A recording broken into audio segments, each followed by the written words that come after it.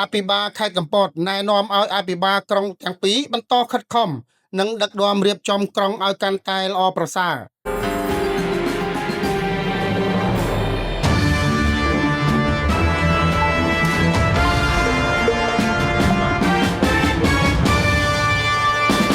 ខេត្តកំពតអភិបាលខេត្តកំពតបានលើកឡើងថា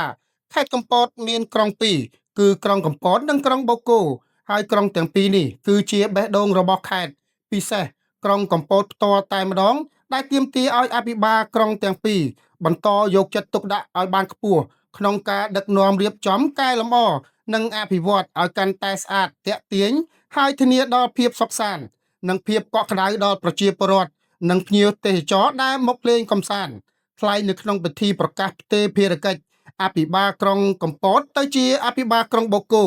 និងផ្ទេរលោកស្រីអភិបាលក្រុងបូកគោមកជាអភិបាលក្រុងកំពតនៅថ្ងៃទី2ខែមីនាឆ្នាំ2026នៅសាលសន្និសីទបូកគោខេត្តកំពតឯកឧត្តមបណ្ឌិតម៉ៅធនិនអភិបាលខេត្តកំពតបានថ្លែងថា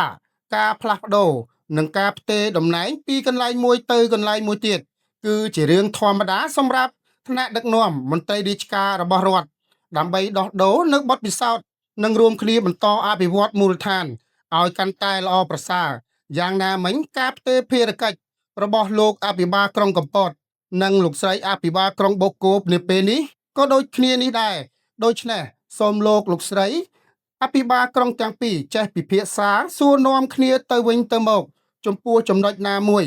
ឬការងារណាមួយដែលនៅសេសសល់ត្រូវធ្វើបន្តឲ្យបានច្បាស់លាស់ឯកឧត្តមបណ្ឌិតអភិបាលខេត្តបានបញ្ជាក់ថាខេត្តកំពតមានភូមិសាស្ត្រអំណោយផលហើយមានក្រុងពីរដែលមានសក្តានុពលខ្លាំងដូចគ្នាហើយឯកឧត្តមបណ្ឌិតជឿជាក់ថា